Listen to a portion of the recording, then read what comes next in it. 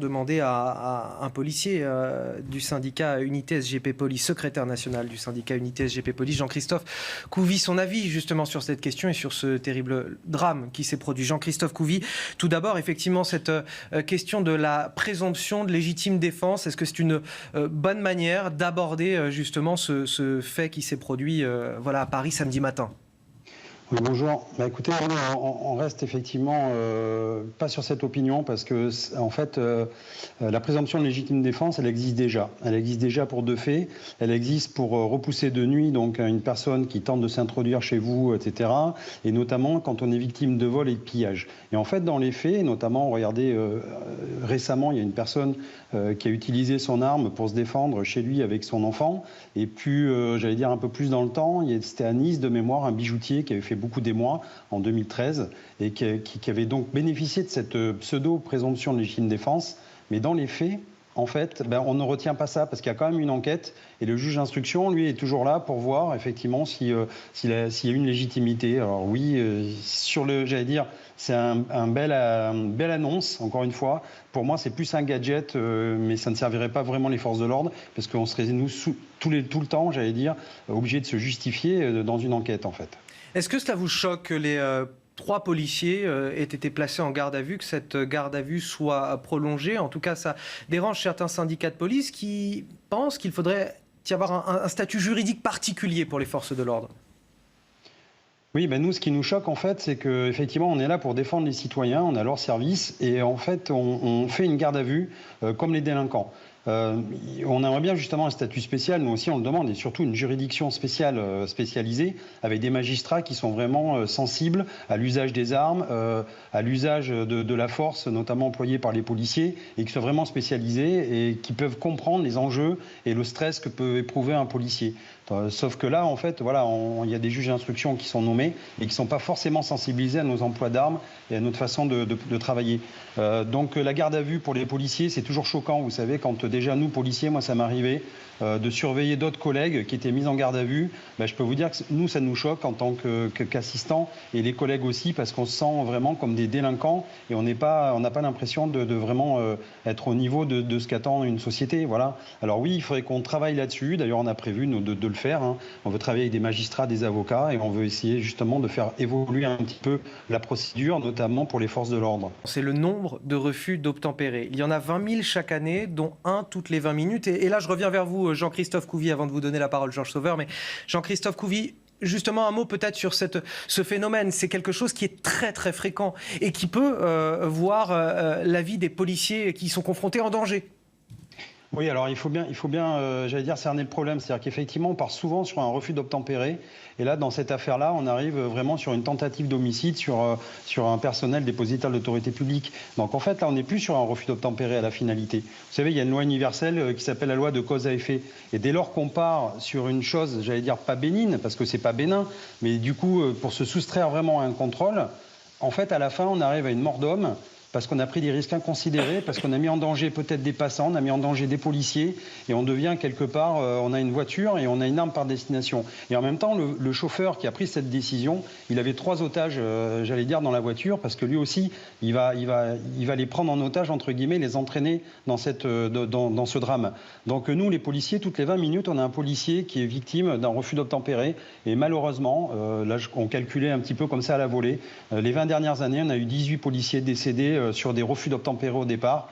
Et personnellement, j'ai assisté en 2020, moi, c'est Éric Monroy au Mans, à ses obsèques. Et je peux vous dire que je suis encore très, très imbibé par ça, d'avoir vu la famille suivre le cortège funéraire et regarder les 3 enfants derrière et sa femme qui suivaient. Tout ça pour un chauffard, pour quelqu'un qui, à un moment donné, n'a pas percuté qu'il mettait la vie de quelqu'un en danger. Voilà, il consommait de l'alcool ou des stupes.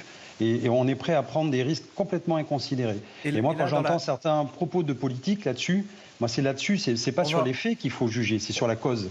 Alors on en vient à l'épineuse question de la parole politique et vous avez tous commencé à l'évoquer entre les lignes sur ce plateau. Évidemment, on pense à Jean-Luc Mélenchon, leader de la France Insoumise, qui a réagi cette nuit sur Twitter à ces gardes à vue et à ces faits qui se sont déroulés samedi matin à Paris. Un premier tweet tout d'abord, regardez. Encore un abus de pouvoir inacceptable, dit-il. La peine de mort pour un refus d'obtempérer.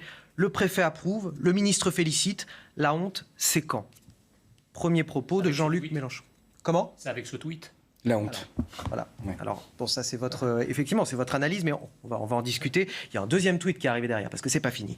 La police tue et le groupe factieux Alliance justifie les tirs et la mort pour refus d'obtempérer.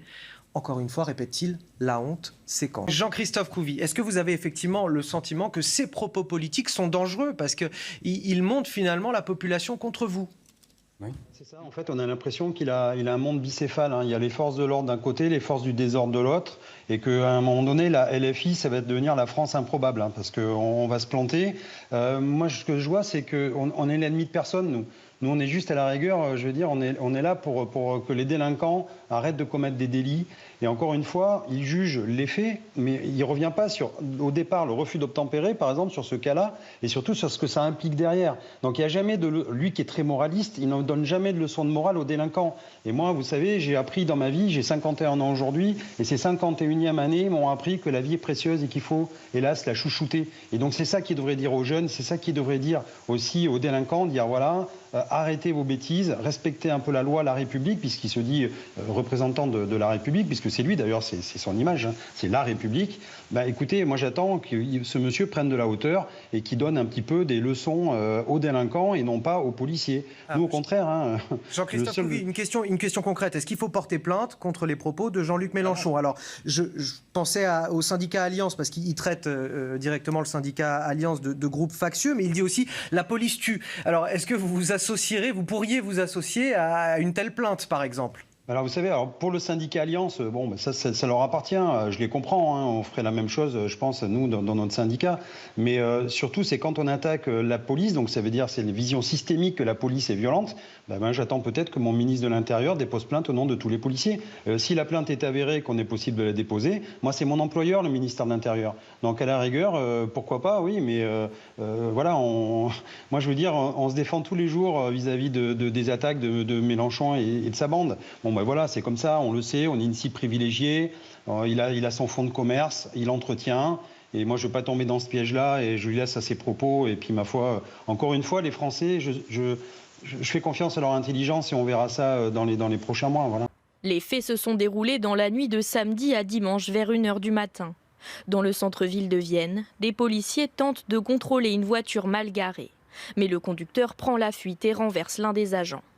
Il percute plusieurs fois les collègues et sur la dernière action de police où ils arrivent à l'immobiliser étant donné qu'il a endommagé son véhicule en percutant du mobilier urbain.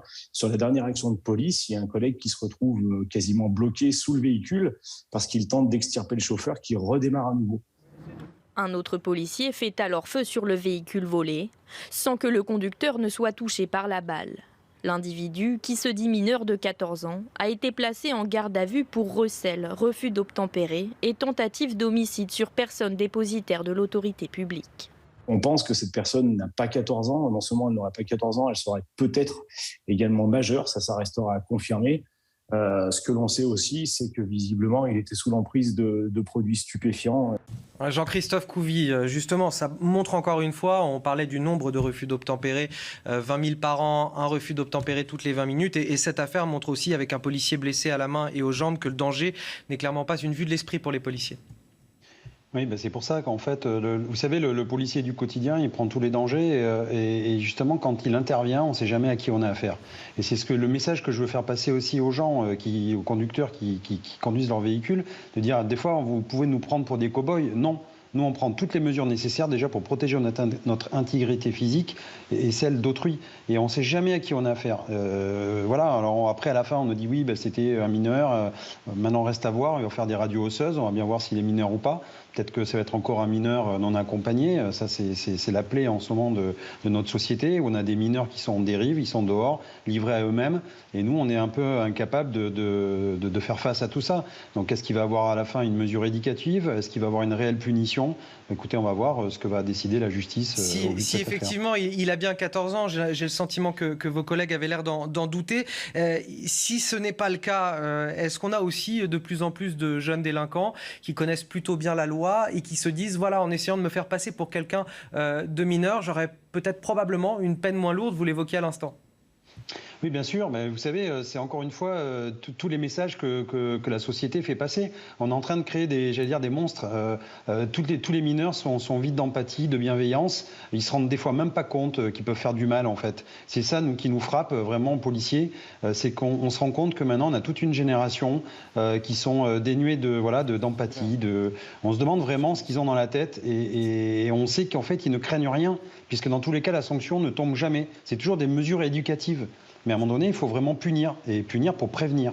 Presque une question à M. Couvy. Par exemple, pour expliquer aux jeunes que le refus d'obtempérer est grave, est extrêmement grave. Moi, j'aimerais savoir, est-ce que les syndicats de police sont invités dans les écoles à venir expliquer au collège et au lycée, aux enfants, que ce n'est pas bien de le faire, que c'est très grave, qu'ils se mettent eux-mêmes en danger, qu'ils mettent en danger les autres? Que Jean-Christophe Couvy, vous pouvez peut-être répondre à cette question. Est-ce que c'est le cas? Alors, ça se fait de temps en temps, pas tout le temps, pas systématiquement. Moi, je suis d'accord avec vous. Je pense que ça doit faire partie de l'éducation nationale, qu'à un moment donné, des policiers, des pompiers d'ailleurs, qu'on fasse découvrir les services publics et même qu'on invite à des jeunes à venir visiter des commissariats et même des cellules de garde à vue. Parce qu'il faut ouvrir un peu sur les gens. Ça fait partie aussi du rapprochement police, j'allais dire, et population. Il faut qu'on aille au contact des gens. On a perdu un petit peu ce contact depuis des années. Et on est vu toujours dans la fonction répressive et non pas dans la fonction justement où on peut on peut être aussi des gens, voilà, on est père et mère de famille.